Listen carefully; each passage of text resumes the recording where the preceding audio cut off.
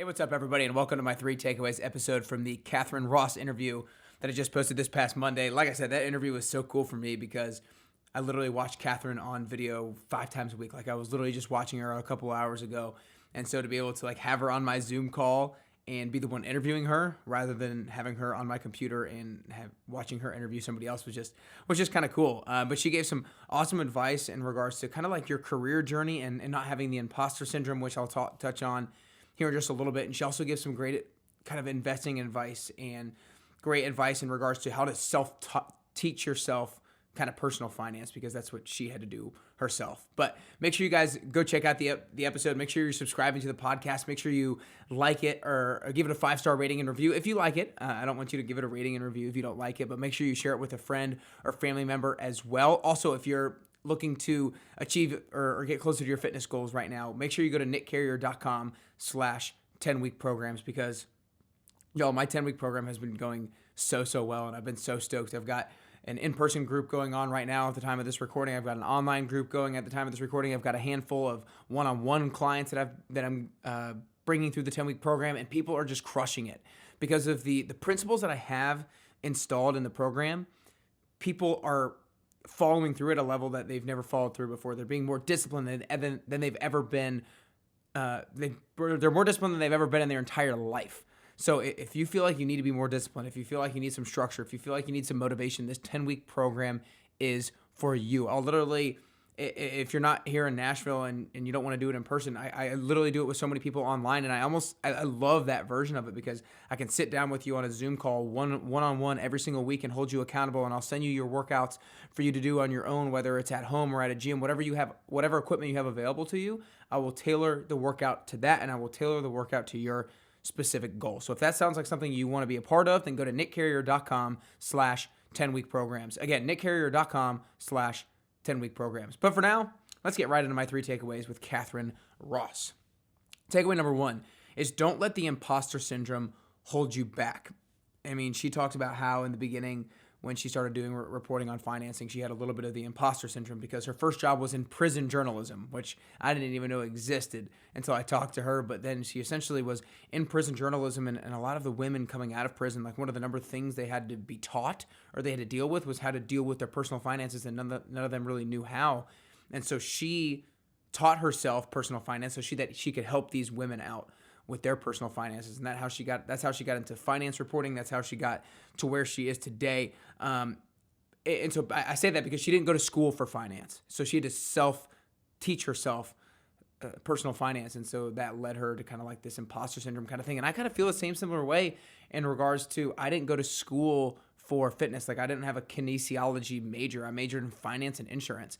But now luckily I don't have the imposter syndrome as much because I've been doing it for over 5 years now, and I see the results that I'm able to give to my clients, so I don't have that as much. But she said that you just have to realize you're doing the work for a reason, and you know more than you think. I think a lot of us feel like we don't have all the answers and that we're supposed to have all the answers. I think that's really the biggest thing. We think we're supposed to have all the answers when the reality is we're never going to have all the answers. And I think one of the biggest times that I realized this, and this is a story I've told a few times on here, is I interviewed a guy named Jim Tunney maybe a year and a half ago, maybe 2 years ago now, and he's in his 90s, and he was an old NFL referee for years, for decades, and he was asking like, hey, what do you do?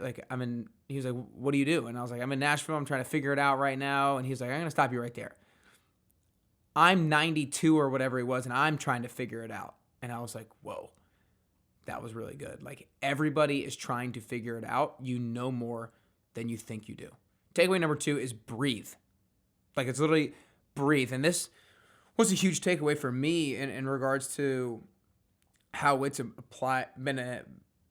been so applicable in my life in regards to interviewing people, because so many times when I either record these podcasts or I interview people or I'm just having a regular conversation with people, sometimes I feel like if I have to pause and breathe, that the other person's going to think that like I don't know what I'm talking about or something like that. So I just keep speaking, but it really just comes off sometimes as a little bit more nervously than anything else. And she talked about how when she started doing interviewing people that she kind of has this anxiety disorder, but she had to learn to slow down, to breathe, because that nervous energy can sometimes get the best of her and can sometimes get the best of us too. And she said during crazy times or during normal times, if you just breathe, it's going to help you get through it. And I know one of the best pieces of advice that I've heard just through watching a guy named Elliot Hulse on YouTube. He gave advice in terms of like public speaking. He said one of the most powerful things that you can do for public speaking is pause and breathe. Because what did that just do when I did that? When I literally just said, one of the most powerful things that you can do with public speaking is, and then I paused.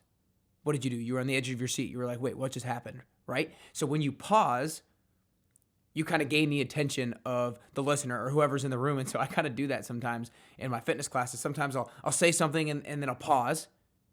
And then it's funny because I see everybody's like heads turn, like, wait, what's he getting ready to say? Because when you pause, you really grab that person's attention and you make them more present. So pause and breathe.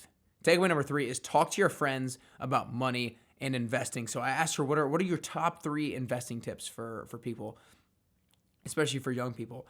And her third one was talk to your friends about money and investing. She talks about, we think it's weird. We think it's inappropriate, or we're kind of nervous to talk about it for whatever reason. We think it's wrong.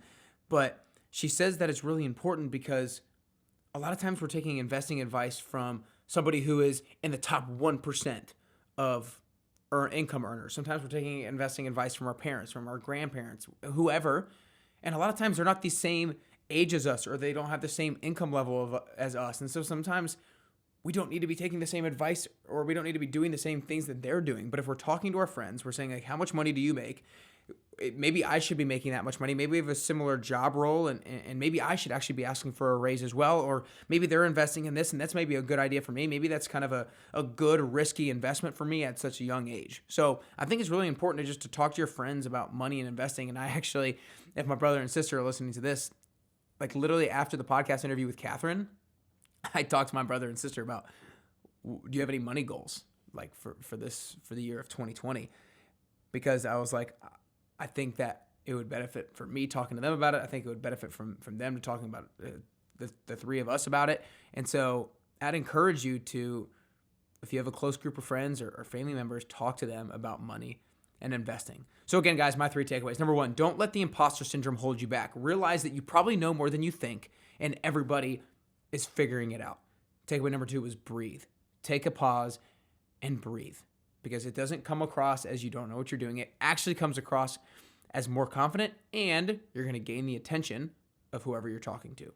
Takeaway number 3 is talk to your friends about money and investing. Oftentimes, that's when you're going to get the best advice, or that's when you're going to get the information or the education that is most tailored to where you are right now in regards to the level of risk that you should take on, and in regards to like how much money you actually have. I hope you guys enjoyed these 3 takeaways.